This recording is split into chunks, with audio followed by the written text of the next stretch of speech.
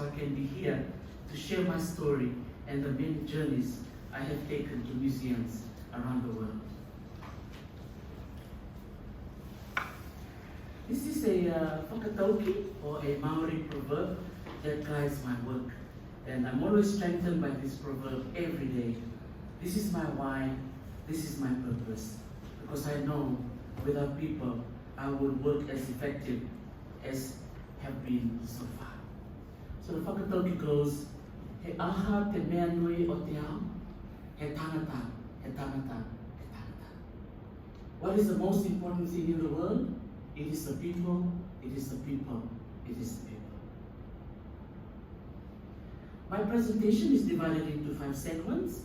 I will be briefly taking you on a journey around the world, and I will be highlighting key lessons that we can all learn together when it comes to Pacific collections. As you can see on my first slide, then my theme is titled Indigenous Knowledge, Indigenous Voices, Working with Pacific Collections Around the World or around the globe. So basically, what I would like to highlight here is the importance of amplifying our indigenous voices in this cluttered and busy world. So, culture and education in the Pacific have been part of our social fabric for centuries. And in this paper and this presentation, I would like to highlight the importance of continuing this tradition of teaching culture and traditions within our Pacific communities, and most importantly, reconnecting the past to present-day communities through our museum collections. I also encourage the use of digital media and technology to reduce the divide between the older and younger generation, and more so in strengthening the ties between our home island nations and our diaspora communities around the world. So you can see here, that's where I will start on my own personal journey, and then we'll end with where to go from here.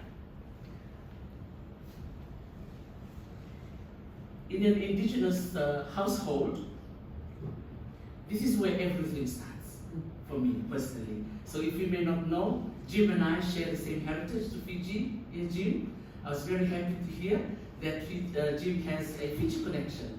And so I just wanted to show the map of the Pacific, but more so where Fiji is located. You can forget all about the other islands, but just remember where Fiji is. As an indigenous, in an indigenous household, everything starts from home. This is my home. This was where everything started. I'm originally from Kandau, which is on the south of Fiji, and this was my first site of employment, the Fiji Museum. And today, I will be sharing with you the many case studies that I will be sharing that will actually highlight some of the key points that I want to share with everybody today, which is museology, repatriation, indigenous knowledge, and language revitalization. Now, all these issues and the work of connecting Pacific heritage to working with Pacific peoples today is more vital today than any time before. So, this picture here, it was taken in 2013. So this is the first museum that we will go to. This is at the British Museum. So we're going to travel all around the world. So this was taken 10 years ago, and I look 10 years younger, but I still look okay. And this was where I was holding this very special pottery from Fiji. And I was very happy that the curators at the British Museum allowed me to enter the collection store and able to touch a lot of the Fijian collections that were there. So here at the British Museum, the science of museology was beginning to take shape in my mind. I started to critique a lot of museum practices that was deemed acceptable in many museums. I recall some museums that I was not allowed to enter, and I also recall some museums that, so one I was allowed to, and others that was allowed. And there were other museums that I was encouraged to get letters of approval in order to enter those museums. And so I was kind of wondering, why should I need that when these objects actually belong to my people? So from this experience at the British Museum and also at the Museum of New Zealand, Te Papatongarewa, I began to theorize a lot of things about museum. And so I was looking at baskets of knowledge. So this was something that really touched me the most, because I come from a family, particularly from my mom, who was an amazing weaver. And theorizing was very difficult for me, because I come from a very practical society. So there was lots of things that I do with my hands. But when I entered the university and when I entered the field of museology, I was kind of encouraged to think in other ways as well. I didn't resist it, I welcomed it. And one of the theorizing methodology was to be able to use some of our beautiful baskets like this and theorize it in a way in which I can elevate the voices of my people. So you can see here that I put together this katolibuku, or baskets of knowledge, which I used very well from Aotearoa, and I used that analogy to apply it in the case of New Zealand. So from here, the katolibuku discussion in my PhD thesis included that practice alone gave me power and mana that I did not have before. So I was really, really empowered by this experience. Now for this particular basket, this was actually a basket that had two provenance countries listed. It had Fiji, Tonga. So it was very problematic to me in the beginning. I was telling the people at the British Museum, can't you make up your mind and tell me whether it's actually Fijian or Tongan? But then later on I found out it was actually true that it will belong to both of the countries. It was actually a Tongan basket that was brought by the King of Tonga to Fiji and gifted to King Nakumau when they met in 1852. So, and this basket, the black sections of this basket is made of human hair. And it was really, really special for me, because a lot of the baskets that I saw in the British Museum, when I went back to Tonga and spoke to some of my Tongan friends, they told me that these kind of baskets are not woven anymore. And so that's when I realized the important roles of museums and the important roles of private collectors, that without them collecting it, a lot of these baskets would have gone, disappeared, and we won't have any opportunity to see them. So for me, the power and mana that this basket gave me provided me this opportunity to create the 5R perspective. So this is the 5R that I put together from an indigenous perspective, which was really important for me, particularly when I was doing my research in repatriation. And one thing I did about this was through my support of my PhD team, they told me, Tarisi, you're welcome to write it from your Fijian perspective. And I was really, really happy about that. So I was able to define repatriation from a Fijian perspective. I also looked at relationships. What can be built from, when artifacts are in another country, and if they are brought back to the home nation, what does reciprocation mean? Is repatriation relevant to Fiji in this case? And is it also recognized by the local communities? So asking all these questions was really difficult for me, but I was happy that I was allowed to ask those questions. Yeah? So I was really, really happy that I was able to do my research and write it from a Tongan perspective, or from an indigenous perspective. So, speaking of the 5R concept and the indigenous perspective, I was actually empowered by this amazing Itoke woman, my mentor, Professor Unaisi Nambombamba. Through her many writings and the Fijian Vulnerable Research Framework that she put together, I used it in my PhD thesis writing, and that provided so much needed strength that I needed in a space that was so alienating for me. So for Professor Una Nambombamba, she empowered me to believe in my own voice. She reminded me that my voice and my experiences matter. And I needed to hear this from someone who looked like me, someone who had walked the talk, and someone who has experienced firsthand what I was going through. And so I realized from Una's stories, she reminded me that there is power in storytelling.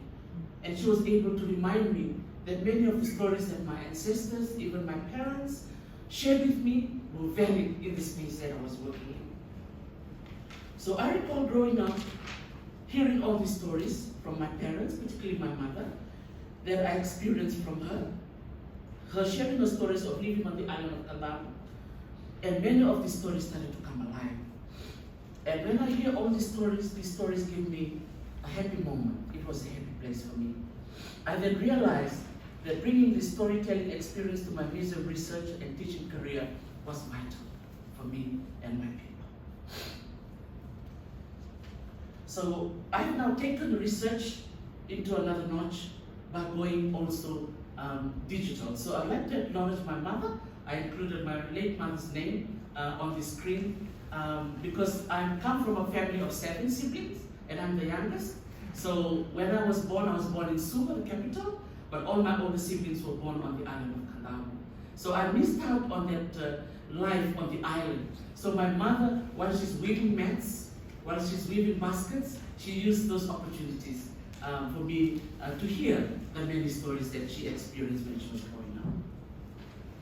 And so for me now, from the stories that she was sharing with me face to face, I've taken it up another notch. So now, not only has this Talano experience moved from face to face, now it's moved online. Now the stories that I have been sharing or experiencing has gone global. Now in this case, I host a Talano with Dr. T digital platform. So if you don't know it yet, please follow me on Facebook. You can also follow me on YouTube and also on other social platforms on, what's the other one? I just joined TikTok 2 months ago, and also on Instagram. So the interesting thing about this digital platform is I'm doing storytelling that my mother empowered me in the beginning when I was little, but then also I'm speaking the Ethiopian language. So 90% of my content for my digital platform is all in Fijian. And I deliberately did that because the main group of people that I was speaking to are my own people. But for others who would like to know what I'm talking about, you can join my Fijian language classes. And I can teach you my language, so you can also understand what I'm talking about online. So now let's go to the second part on looking at disconnection and dislocation. Now to me, this highlights the issue of how artifacts have left their homes to other places. Now these are images of Kanak artifacts that are currently displayed at the Kibronli Museum in Paris. Now when I visited in 2013, during my fieldwork, I was asking the questions of how did they come here? All the way from New Caledonia to Paris, far away from home. My other question I asked, did the makers in New Caledonia knew that these amazing carvings from Vanuatu and Papua New Guinea and New Caledonia are now in Paris? So by looking at this disconnection and dislocation has encouraged me to do the following, which is part 3 in reframing what collections actually mean to us. So for me, there is power to create change. So I'm looking at here by looking at reviving indigenous ways of thinking and action, the power of speaking our language, the power of also taking the lead as indigenous people, and the power to be in spaces like this to lead and also to engage. So for me, when I started to see the dislocation and all of that, I kind of like, okay, we can still look back and cry and do all of those things, but for me, I would rather do the opposite. How can we reframe it and how can we make it work for us? So, what does this reframing look like? I go back to storytelling. I go back to what I was used to and acknowledging Professor Una Nambombo's power of using my indigenous voice. And I started following her by creating some indigenous ways of looking at research. How can I look at museology in a different way? How can I look at it in my own Itoke way? But also at the same time, she was encouraging me to use my Itoke language. And so I created this. So I'm currently writing a paper on some of this indigenous research framework that I use based on my thinking. So this one is based on Vevasaki. So Vevasaki means to converse. okay? Based on Talanoa or based on the power of indigenous voices that I was sharing earlier. So this was something I realized when I was doing my research in the field of museology. It was really important to me. So before I start my research, I need to know the people that I was going to talk to. I need to know their names, I need to know where they come from, and I need to know the language, even the dialect that they come from, even though I may not understand, but we somehow come in the middle, meet in the middle, but also understanding their way of thinking, and also the stories that they bring along. And I can include it in my own stories. So that was really, really powerful for me. So Una encouraged me to reframe things, but again, using my own Itoke language. I did not just create one, I created the second one. My supervisor was quite horrified when I started telling him, Dr. Stephen, I'm creating some of this research framework. He said, what are you doing? I said, well, this is my time to shine. I'm going to create this. And so instead of doing one, I decided to do a second one. Because I grew up in the Risuva in Fiji, I grew up around a farm area. So planting was part of my life. And so I decided to do something that I was familiar with, which is to do with the planting from seedling to making the plant grow and also harvesting it at the end. So when I started to put all of these things that I was familiar with into my research, it made sense. And you know what? I was having fun. So for many of you, by young indigenous students or future PhD students in this room, you should have fun when you're doing this research. A lot of my students in Auckland were telling me, they said, Tarisi, you look so different from other PhD students that we may meet around campus. You're the only one that is smiling and happy, while everybody else is pulling their hair and complaining. But then I said, we can reframe things and make it work for you. And this, it did. It was powerful. It had power, it has mana. And not only I did two, you'll guess it, I did a third one. And I did this called reconnecting. It comes back to relationship. So to me, the power of relationship was really, really important. So for the reconnecting research framework, this framework uplifts relationships amongst Fijians. So while growing up, knowing our relatives and our next of kin was paramount. I then realized in order to move forward in my own museum work and research, I need to firstly know myself and know my people and also those that I was talking to before I officially start my research. So what I would like to say that as a result of applying all of this research framework, the results were phenomenal. I was able to apply this research framework and methodology, which I thought was not effective in the first place. Okay? So again, thanks to my mentor, Professor Una Mbobo Mamba, who empowered me, who told me, Tarisi, it's okay to be Itoke. It's okay to be Fijian. It's okay to speak your language. It's fine. And never apologize for those things. So that was what I needed to hear. So, from Fiji, from creating all this framework, which according to my supervisor I was not supposed to do, I did them anyway. I decided to go around the Pacific and see what else is happening next door. So obviously I have to go to Tonga. So for any Tongans in the room, Malo people, for sharing this wonderful lady with me. So the Kakao Research Framework in Tonga was put together by Professor Konai Hialutheni. So for me to learn from our brothers and sisters next to me in Fiji was really, really powerful.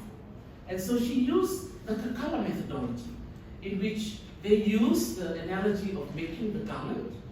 And the powerful thing about this, they call it the Kakala methodology, but in Fiji we have the Sinu Kakala. So I was looking at what is something that connects me with my neighbors in Tonga. And so I really acknowledge Konai for providing this visual way of doing research. And it made it fun for me. And it was very relevant for my work in the museum space.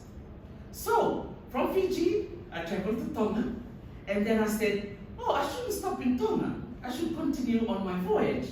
And so I decided to, of course, go back to Aotearoa, where I was living for 16 years. And I really acknowledge my brothers and sisters in New Zealand for allowing me to be in their country, to work with them for them to teach me and for me to teach them.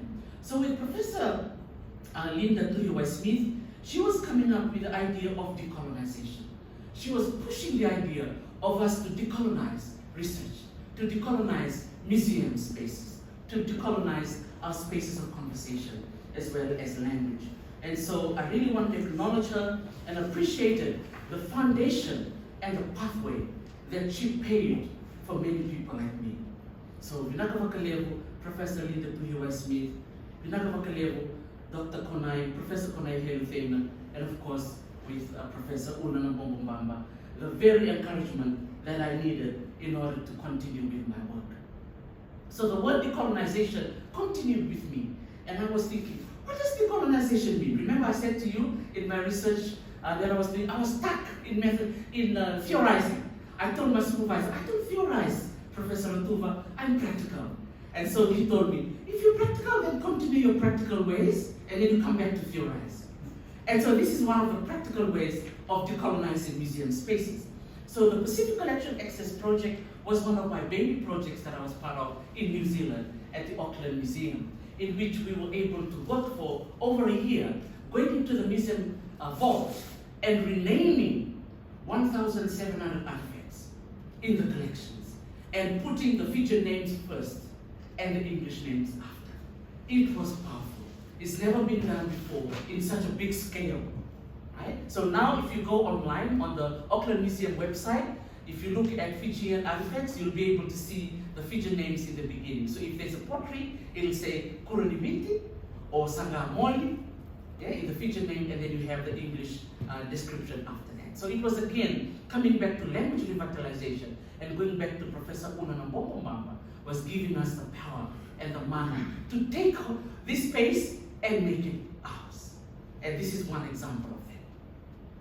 The other example that I want to show is the Vengia project. So I'm not sure how many of you know about this project. So it's a group of 7 Fijian women that we travel all around the world, and we revive the knowledge of female tattooing. So many of us who work in the museums realize we have these amazing artifacts, tattooing tools, skirts, the liku that is given to a young woman when she gets tattooed, she's given this skirt. But many of these artifacts were just in the collection store.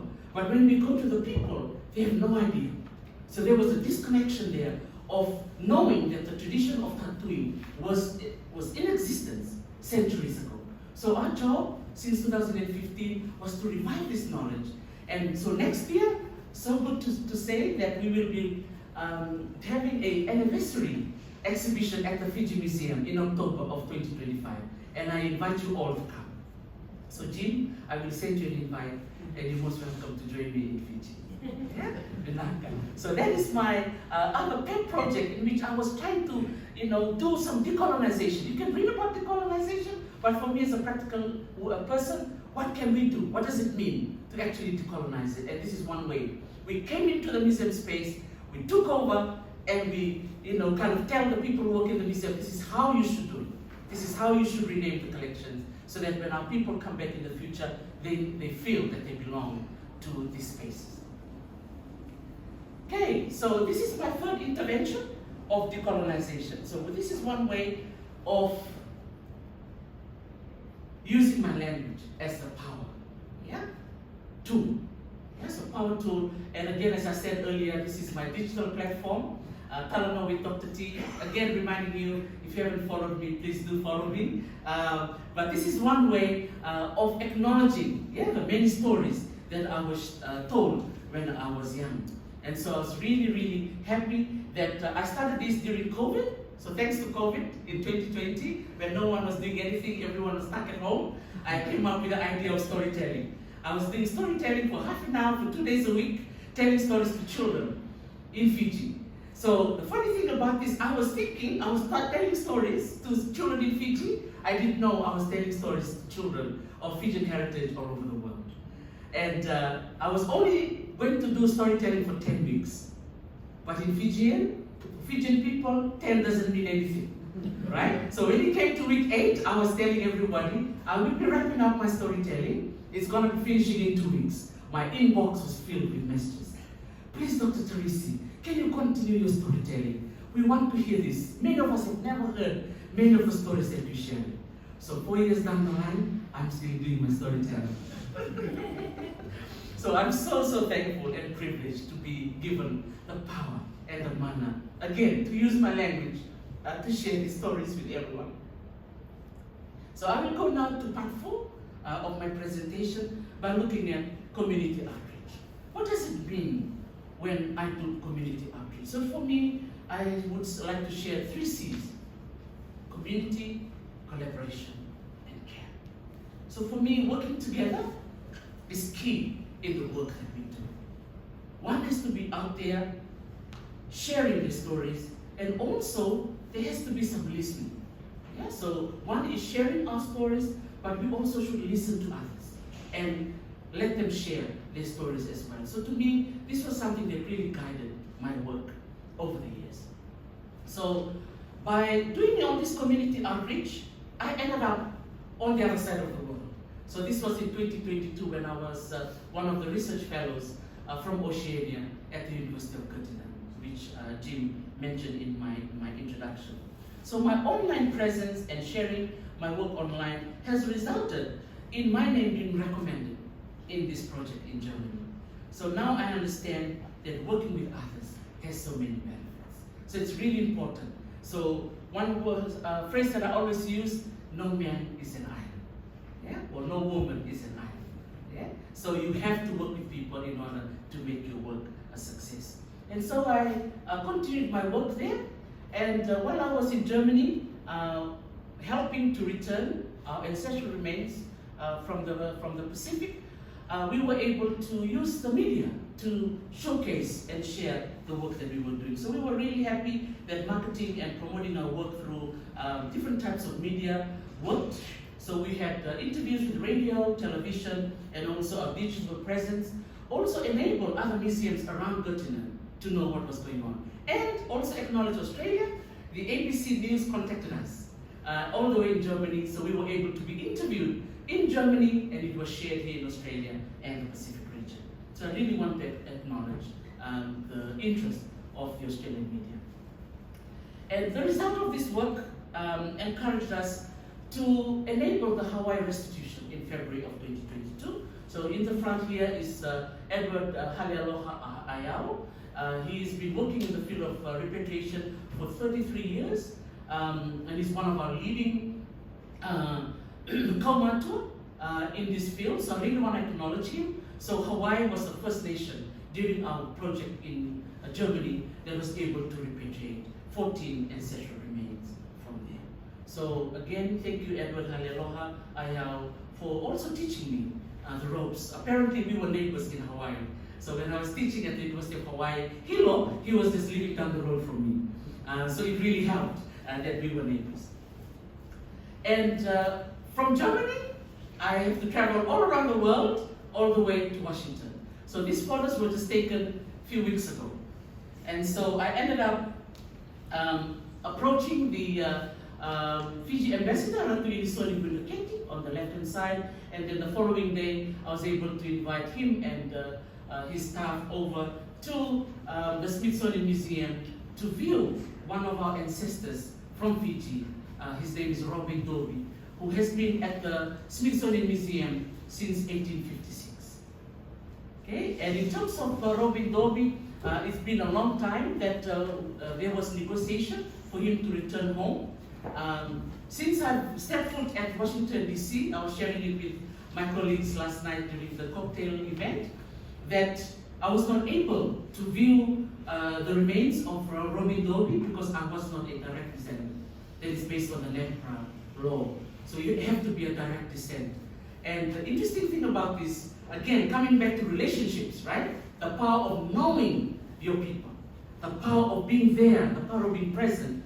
I was able to go to a dinner that I was invited to, and at the dinner table, I was asked by the previous ambassador, Mr. Chesoni Witsambul, who asked me across the table, so Dr. Tarisi, what are you doing here? What brings you to Washington, D.C.?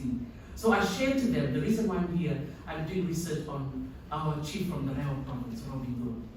And out of the blue, another person on the table said, did you know that the current ambassador, who just arrived 2 months earlier, is a direct descendant of Vunidilo. I was gobsmacked at that moment. I was like, this is the key to the door that was closed to me. And so on July 12th, we ended up at the museum and I was able to view the chief's remains. And it was such a surreal moment. And as a result of that meeting, as a result of visiting our chief, a lot of doors is opened after that. So since 1856, now in 2025, he will be returning home. So let's go to my last part of my presentation. Thank you so much for bearing with me, for sharing my story with you, and I hope you're having a good time. We're traveling all around the world for free. You're not paying your airfare, you're going on Fiji Airways. So the last part of my talk here is, what does the way forward look like? What does it look like for us? First reminder, we must know our community. So I really want to acknowledge the Oceanic Art Society for inviting me. And I'm so happy to be in your midst.